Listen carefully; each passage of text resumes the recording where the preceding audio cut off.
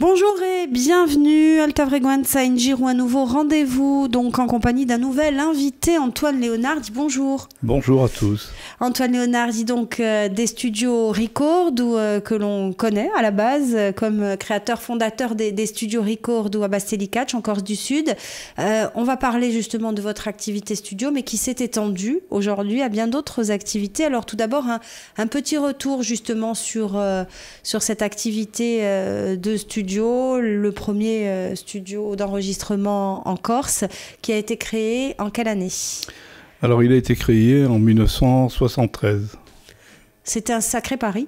C'était un pari et à la fois un besoin. La Corse, les artistes corses n'avaient pas à cette époque le moyen d'enregistrer chez eux. Et donc, c'est un pari. C'est parti d'ailleurs à partir d'un pari d'un artiste qui avait enregistré un 45 tours à Paris et où la qualité n'était pas au rendez-vous. Donc je lui avais dit, écoute, le prochain album, si tu veux que je te donne un coup de main, on peut essayer de faire un peu mieux, voilà. Et c'est ce qui s'est passé. Puis comme le résultat était au rendez-vous, d'autres sont venus demander une prestation, etc., etc. Et je me suis dit, tiens, après tout, l'envie, je l'avais. Et donc Record est né, voilà, tout simplement. On était en pleine période de Reaquist où effectivement beaucoup de production artistique et à laquelle il fallait un studio. En effet, il y avait à cette époque, il y avait une richesse. Il y avait de la recherche, il y avait des jeunes à l'époque comme Jean-Paul Paulette, Iguel Fouch, qui eux étaient en train de récolter dans tous les villages des titres qui allaient disparaître, parce que tout était oral. Il y avait très peu de titres qui étaient écrits. Et d'ailleurs, Jean-Paul Paulette est venu au tout début me proposer, me faire écouter un 45 tours qu'il avait enregistré. Et puis j'ai senti le contenu très intéressant. Évidemment, toujours pareil, problème technique. Il n'y avait pas de son, il n'y avait pas d'espace sonore, il n'y avait pas de stéréo. Et donc Jean-Paul avait envie de réessayer de réenregistrer ces titres. Et puis le résultat était là, évidemment. Donc il enregistre les 2 titres. Et puis de 2, c'est passé à 4. De 4, c'est passé à 6. Et voilà comment est né tout d'un coup Canto Popolo Corse. Voilà, et les studios Recordo également, donc en 1973, une formidable aventure artistique et humaine. Voilà, qui a démarré. Donc là, c'était extraordinaire avec tous ces gens. Donc l'aventure Canto Popolo Corse a été extraordinaire parce qu'au départ, l'album devait s'appeler I Ganti des Pieve. Et puis, comme Jean-Paul avait invité des artistes qui venaient un petit peu de tout horizon de Corse, dont Imouvrine, qui n'était pas encore né à l'époque, mais qui faisait partie aussi de cette conquête, de cette aventure. Et c'est là où j'étais proposé à Jean-Paul, et si on l'appelait Canto Popolo Corse. Un pari aussi d'implanter ce studio, pas à Ajaccio, pas à Bastia, pas très loin d'Ajaccio certes, mais à Bastelicac, qui aujourd'hui est devenue une zone périurbaine, mais qui ne l'était pas à l'époque. Mais au départ, il est né à Ajaccio, le studio, hein. C'était avenue Moncey. Et puis, rapidement, ça s'est très vite développé, la demande étant là. Et il a fallu vite modifier notre structure technique, hein, passer simplement de 2 pistes stéréo et de 8 pistes. Puis voilà, on a décidé d'aller encore plus loin. Et là, l'aventure continuait et la décision a été prise, on allait passer en 24 pistes. Et là, il a fallu donc s'installer dans des nouveaux locaux que j'ai construits à Bastelicac et qui étaient beaucoup plus adaptés au niveau technique et technologique. Et depuis, donc, tous les plus grands musiciens, les plus grandes plumes de Corse sont passés par le studio. Voilà, donc le bilan est très positif. On a pu enregistrer à peu près 3500 titres, hein, voilà, avec tous les artistes de chez nous et puis d'ailleurs aussi. Hein. Un fonds pour la Corse. C'est un fonds, voilà, un fonds qui restera. Qui était notre base de départ, voilà, et je pense qu'aujourd'hui il est bon de revenir de temps en temps en arrière pour reprendre ces références qui sont devenues, certes on n'avait pas la qualité technique qu'on aurait pu offrir aujourd'hui, les moyens manquaient, c'était l'école aussi, hein, voilà, on est parti de zéro. Et tout doucement, on a construit un studio qui était aux normes normes internationales, on va dire. Merci beaucoup Antoine Leonardi. On va se retrouver demain parce que depuis, forcément, les activités du Studio Record se sont enrichies avec notamment la vidéo, avec d'autres activités auxquelles on ne pense pas forcément, mais que l'on va découvrir tout au long de cette semaine. À demain. À demain, merci. Bonjour et bienvenue. On retrouve notre invité de la semaine, Antoine Leonardi. Bonjour. Bonjour. Alors, les studios Record ou Ajaccio, Bastelicac, c'est ce studio d'enregistrement, le premier de Corse, qui a enregistré, donc, comme on l'a dit hier, les signatures des plus grands artistes et groupes corse. Ce studio Record qui a évolué au fil du temps, puisque vous êtes arrivé à l'autre de votre grande passion, qui est la vidéo. Et donc, à partir de là, vous avez fait évoluer ce monde musical. Tout à fait. La vidéo, enfin l'image, voilà, passionné par l'image, par tout ce qui concerne le cinéma. Mais étant technicien, électronicien à la base, j'ai toujours cru que la vidéo allait prendre le dessus par rapport au film. Et on a commencé très tôt, puisqu'on a équipé les studios à l'époque en vidéo noir et blanc, puisque la couleur n'existait pas encore. Et on a pu tester pour Sony la première caméra couleur qui est rentrée en France. On est parti au pôle Nord la tester, en Afrique, et on a fait les premiers reportages avec cette caméra couleur qui venait juste de rentrer. France 3 n'était encore pas équipé, ils étaient toujours équipés en film. Et je savais que ce secteur-là allait se développer, bien entendu. Et aujourd'hui, je ne le regrette pas d'avoir fait ce choix, puisque la vidéo permet et rattrape tout doucement le monde cinématographique, puisque la pellicule, elle est quasiment morte. Voilà. Précurseur, là aussi. C'est vrai, on a été précurseur. On a toujours fonctionné dans cette matière-là, aussi bien dans le matériel que dans des équipements de montage. On a testé les premiers programmes informatiques qui étaient dédiés au montage vidéo, donc qui sont aujourd'hui, je sais pas si on peut citer des marques, mais Avid est une référence mondiale dans le domaine du montage, aussi bien dans les télévisions broadcast que dans le monde cinéma. Voilà, donc on a évolué très tôt. Ça a permis à des artistes de chez nous, dès le départ, d'avoir des petits clips.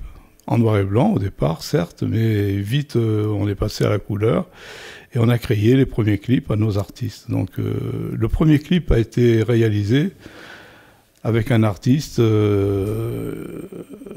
comment il s'appelait, c'était... On va couper, vous inquiétez pas. Je cherche le nom. Pierre Diec. Voilà, vous l'avez connu ou pas? Oui, le nom, oui, Pierre Diec, ouais. Je reprends donc. Oui. Alors le premier artiste qui a bénéficié du clip a été Pierre Dieg. Et ensuite, il y a eu Yves Mouvrine, il y a eu Jean-Paul Paulette et beaucoup d'autres, bien entendu. Et aujourd'hui, on continue à donner la chance à nos artistes d'avoir une promotion à travers l'image. Voilà, ça c'est l'autre partie de Record. L'autre partie, et ça n'est pas fini, parce qu'on va en découvrir une troisième, mais au départ, qu'est-ce qui vous a séduit dans le rendu visuel que pouvait procurer la vidéo par rapport à la pellicule cinématographique ? Alors, je dirais, c'est d'exploiter immédiatement le sujet, je dirais, voilà. La pellicule a des contraintes. À l'époque où nous, on travaillait déjà en vidéo, les gens travaillaient à la télé, par exemple, avec de la pellicule 16 mm. Alors, à titre d'exemple, puisque j'ai travaillé aussi à France 3, lorsqu'on partait en reportage, il fallait ensuite attendre un avion, envoyer la pellicule à Marseille, qu'elle soit développée, ensuite Marseille renvoyer la pellicule pour que ce soit monté. Il se passait un temps infini, voilà. Et aujourd'hui, la vidéo, c'est immédiat. Donc vous vous tournez vos images, vous tournez votre reportage, et immédiatement, vous avez ce qu'on appelle les rushs, que vous visionnez, et vous pouvez immédiatement attaquer le montage. Donc ce côté-là, moi, m'intéressait beaucoup. Et c'est une forme d'autonomie aussi.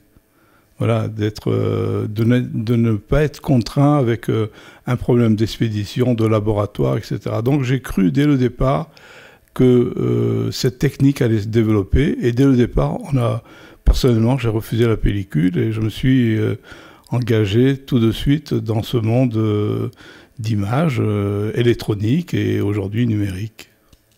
Merci beaucoup Antoine Léonard. On va se retrouver demain pour un nouveau rendez-vous en votre compagnie. À demain. À bientôt. Bonjour et bienvenue. Bonjour à vous toutes et à vous tous. Si vous nous rejoignez, notre invité de la semaine est Antoine Léonard. Dit bonjour. Bonjour. Pour les studios Record ou les studios audio et vidéo, on a abordé, Antoine Léonard dit cette thématique de la vidéo avec les premiers clips pour vos artistes, avec des tournages aussi. Vous nous avez dit au pôle Nord, au Maroc, il fallait aller chercher des luminosités différentes aussi. Voilà, puis c'était un moyen technique de tester à cette époque le matériel. Et en même temps, le plaisir pour moi, pour réaliser des documentaires qui venaient d'ailleurs, quoi, voilà. Ces documentaires, vous les avez réalisés aussi sur la Corse, avec des paysages qu'on a pu découvrir grâce à vos vidéos. Tout à fait. On a réalisé quelques films qui sont en diffusion en DVD et qui ont très bien marché, puisque le public l'a rendu, et je le remercie par ailleurs. C'est des vidéos de 4 vidéos d'or, je crois qu'on a vu sur le dernier film, La Corse vue du ciel. Voilà, on raconte une petite histoire, il y a une petite fiction au milieu de ces images. Voilà, on va dire c'est une saga un petit peu sur... Oui, ben, j'ai voulu, vous savez, la Corse étant belle, hein, je vais pas en parler, tout le monde le sait. En tous les cas, moi, comme je suis aussi un homme d'image et que j'ai beaucoup voyagé, j'ai toujours remarqué un bout de Corse ailleurs, même dans les pays les plus lointains. Donc j'ai eu l'idée d'écrire un petit film qui était l'histoire d'un oiseau qui naissait dans un endroit féerique, hein, comme Scandola. Et puis cet oiseau, il est jeune, il n'écoute pas trop les conseils, et il part à l'aventure. Et il croit qu'il a fait un tour du monde, voilà. Et en fait, il n'a jamais quitté son île, bien entendu. Donc l'histoire tourne autour de cet oiseau qui découvre et qui nous fait en même temps découvrir nos beaux paysages, nos personnages. Voilà. Donc c'est ma façon de travailler, où j'essaie de ne pas trop compliquer les choses, de rester simple et dans l'efficacité de ce que les gens peuvent peut-être attendre et découvrir. Voilà. Ça, c'est mon grand plaisir, de faire découvrir aux autres ce qui est ma grande passion, la mienne. Alors la Corse, forcément, les paysages de Corse, ils ne sont pas inédits, mais l'œil qu'on pose dessus, lui, peut l'être. Lui peut l'être, voilà. À titre d'exemple, je viens de faire un film qui a été sélectionné au Festival de Panafricain à Cannes. J'ai fait un film sur les Peuls. Et ce film, qui n'était pas écrit, parce que je ne savais pas trop comment allait être abordé ce sujet, je l'ai construit pendant que je le tournais. Et donc, la sélection a été telle qu'ils ont trouvé une espèce de sensibilité qui m'a été rendue, d'ailleurs. Les Peuls m'ont reçu, j'ai vécu avec eux quasiment un mois, et j'ai pu faire des découvertes extraordinaires. Déjà, peut-être d'où vient ce peuple, qui est un peuple émigrant qui vit en pleine brousse et ce sont des éleveurs de bovins. Et l'intérêt de ce peuple, c'est qu'on a découvert qu'ils opéraient de la cataracte. Et donc, on détruit un petit peu les livres d'histoire de médecine, puisque dans les livres d'histoire sont cités qu'un collège de médecins en 1770 a découvert l'opération de la cataracte. Et moi, dans le film, je dis faux, car les Peuls la pratiquent depuis 4000 ans. Et c'est grâce aussi à ce film que cette information est sortie, y compris dans des revues scientifiques. Voilà, tout à fait, parce que, si vous voulez, le film a été beaucoup plus loin, où on a fait aussi une découverte sur un guérisseur, donc des yeux, hein, qui sont carrément des chirurgiens, des médecins, voilà, où ils ont découvert un médicament à base de 4 plantes qui empêche l'opération de la cataracte. On ne peut pas l'exploiter chez nous, parce qu'eux, ils en sont toujours à une opération primitive, qui est le décrochement du cristallin. Mais ce médicament, qui est à base de 4 plantes, décroche le cristallin sans opérateur, sans mode opératoire. Voilà. Comment? C'est vraiment mystérieux. Mais en tous les cas, on l'a vérifié et ça marche. Oui, et ça marche depuis très très longtemps, puisque justement ce peuple de Peuls intervenait ainsi. Donc des récompenses quand même pour oui, c'est des récompenses. Voilà. Vous savez, quand on réalise un film, il nous appartient. Il nous appartient, mais on ne fait pas un film pour nous-mêmes. Au départ, oui, pour notre grand plaisir de découverte, d'enrichissement, mais quelque part, vous le faites pour le public. Et lorsque le public l'accepte et le reçoit, et là, c'est du bonheur. Voilà. C'est une façon pour nous d'être payés. Merci beaucoup, Antoine Leonardi. Merci. À demain.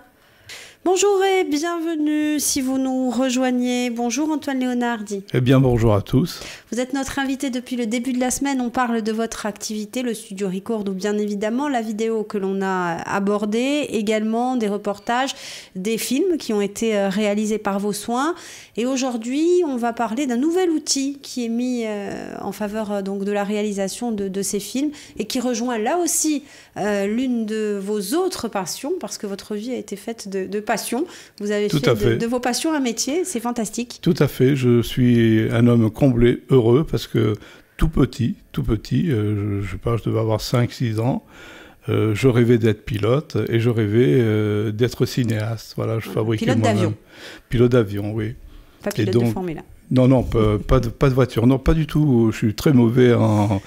Ah oui, là je suis zéro, hein, je ne sais pas conduire. Par contre, les avions, je suis bien, voilà, je suis un oiseau. Alors, un oiseau, donc pilote d'avion, cinéaste, forcément aujourd'hui il y a une nouvelle technologie qui a vu le jour et qui peut faire coïncider ces deux passions, c'est le drone que vous allez nous présenter.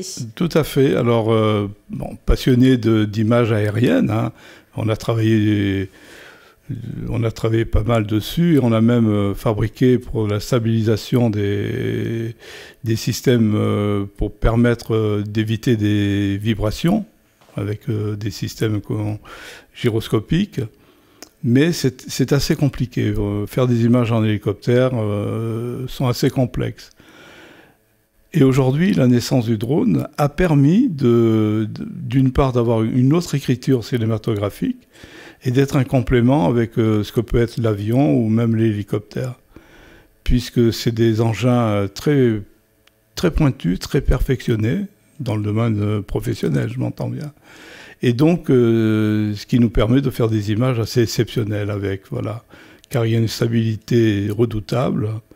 Donc, aujourd'hui, Record, évidemment, on a été les premiers à avoir des drones professionnels, hein, puisque maintenant ça fait un peu plus de 3 ans qu'on exploite le monde du drone pour faire de l'image. Alors ce drone, quand même, pour capter ces images, il faut savoir, mine de rien, s'en servir. Voilà, il y a des contraintes. On ne peut pas faire du drone n'importe où, n'importe comment. Il y a des règlements qui sont en vigueur. On va sortir un peu du côté artistique, rentrer dans le côté administratif qui est un peu moins drôle, mais néanmoins, il faut passer par là. Voilà, tout à fait. Donc, il faut le savoir. Le public ne le sait pas. Il y a des contraintes très sévères. Donc, déjà, pour piloter un drone qui va faire des images, il faut que vous ayez une qualification de pilote. Bon, c'est-à-dire, aujourd'hui, on demande d'avoir le minimum, qui est le brevet de pilote ULM. Et c'est dans ce sens que, comme j'aimais aussi donner un peu de formation, nous avons eu l'idée de monter une petite école de pilote de drone. Et l'école, elle commence par la théorie, c'est toute la réglementation aérienne, hein, qu'il faut connaître, maîtriser, les lois qui tournent autour, parce qu'on ne peut pas faire n'importe quoi, on ne peut pas décoller un drone n'importe où pour faire... voilà, donc il y a des règles bien précises, et c'est pour cette raison que les services de la DGAC, qui sont les services de l'aviation civile, sont assez, je dirais, sévères là-dessus, et on peut les comprendre parce que on ne peut pas décoller ces engins qui sont tout de même des engins aériens avec des hélices qui tournent à des grandes vitesses qui peuvent être un danger pour le public. Donc aujourd'hui, les studios Record sont instructeurs drone. On peut faire sa formation auprès des studios, qu'on soit professionnel par exemple, photographe. Tout à fait, on a déjà commencé, on a eu nos premiers essais, donc on a eu la fierté de présenter 4 élèves dernièrement qui ont réussi avec succès leur examen théorique. C'est un peu comme pour un permis de conduire, il y a le code et la conduite ensuite. Voilà, il y a les 2 éléments. Il y a toute la théorie d'abord, qui est fait avec Marc Rosselline, hein, qui est instructeur, lui, ULM, puisque l'examen tourne autour de l'ULM. Et ensuite, il y a le passage pratique, avec comment fonctionne un drone, toutes les caractéristiques techniques qu'il faut connaître. Hein. Voilà, il n'y a pas que de dire c'est un engin qui vole, c'est pas un jouet, quoi. Voilà. Enfin, c'est quelque chose qui doit être pris au sérieux et avec des contraintes techniques. Aujourd'hui, Record est un instructeur habilité en Corse. Tout à fait, on est habilité, oui, on a fait le nécessaire pour être habilité, reconnu. Alors comme moi, je suis un ancien pilote ayant cumulé 500 heures de vol sur avion privé. Donc j'ai reporté, si vous voulez, toute ma technique, tout mon savoir pour maîtriser le drone. On va peut-être donner un contact, Antoine Léonard, pour les personnes qui seraient intéressées notamment par cette formation. Oui, tout à fait. Il suffit d'appeler directement Record au 04 95 20 05. Merci beaucoup et à merci demain. À vous et à demain. À demain. Bonjour et bienvenue. Dernier rendez-vous de la semaine en compagnie de notre invité Antoine Léonard. Bonjour. Bonjour à tous. Pour les studios Record, ou donc studios d'enregistrement, studios vidéo également, on s'est quitté hier Antoine Léonard en parlant de ce fameux drone qui est un nouvel outil au service donc de ces prises de vue, qu'elles soient vidéo ou photographiques. On a donné le contact puisqu'on rappelle quand même que Record est aujourd'hui instructeur pour passer son brevet de drone, brevet ULM. Alors justement, ce drone, il faut savoir le manier, le piloter, et ensuite vient se greffer le volet artistique. Comment est-ce qu'on arrive à combiner les deux? Piloter un drone, c'est bien, faire des photos artistiques ou des vidéos artistiques avec un drone, ça devient plus compliqué quand on doit combiner les deux outils ou pas du tout? Ça devient plus compliqué, car il y a d'une part la tension du pilotage qui est délicate. Hein, et, vous savez, c'est un engin qui vole, qui veut toujours descendre, lui, il veut toujours s'écraser au sol. Donc il faut le maintenir en l'air et il faut le positionner pour avoir le meilleur cadrage, pour amener une image qui va parler. Et c'est d'autant plus difficile. Alors il faut savoir que des drones professionnels comme nous avons, ça se pilote à 2. Donc il y a un pilote qui va faire sa mission, qui est en accord avec le réalisateur. Et ensuite, vous avez une télécommande de la caméra qui, elle, va être pilotée par un cadreur, tout simplement, qui va permettre au cadreur de positionner sa caméra comme il en a envie, en rapport du mouvement du drone. Vous voyez, donc ça se pilote à 2, si vraiment on veut faire de la qualité broadcast, professionnelle. Mais aujourd'hui, avec des petits drones, on peut aussi faire de l'image en maîtrisant le drone. Donc là, il faut à la fois piloter et cadrer. Est-ce que n'importe quel matériel photographique, vidéo, peut se fixer sur un drone ou c'est encore un matériel bien particulier? Non, disons qu'on ne peut pas... on peut, sur certains drones, je dirais les plus gros, les plus coûteux, ils ont ce qu'on appelle une nacelle stabilisée, c'est-à-dire que le drone, lui, il va bouger dans tous les sens, il va même bouger par rapport à l'aérologie du vent, mais ce qui va fixer à la caméra, ce qui s'appelle la nacelle, elle est auto-stabilisée, elle ne va pas du tout bouger. Et là, on peut fixer jusqu'à la limite du poids que le drone peut supporter, on peut mettre ce qu'on veut comme caméra. Oui. Quels sont vos projets, en fait, autour de ce drone? Est-ce qu'il y a des tournages en cours? Oui, il y a des tournages. Alors, on s'en est servi dernièrement pour un clip sur une chanson, une jeune qui est produite par Record et qui va être lancée prochainement, qui s'appelle Sabine Giuliani. Et donc, elle a composé une chanson sur Piane. Imaginez... Piane avec les calanques, voilà, le drone s'imposait. Et donc, on a mis en action le drone pour ce clip. Mais il y a d'autres projets en cours. Il y a un film sur la Corse, voilà, qui va être en majorité tourné par le drone. Merci beaucoup Antoine Léonardi. On va justement revenir juste avant de se quitter sur ce volet formation du drone en fait. Ce sont des formations qui peuvent être prises en charge aussi. Ça peut être intéressant pour les auditeurs qui nous écoutent.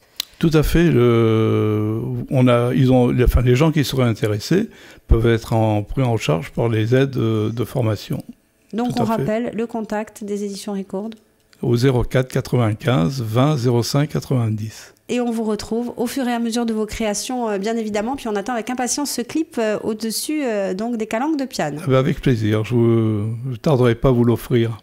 À très bientôt. À bientôt. Merci. Au revoir.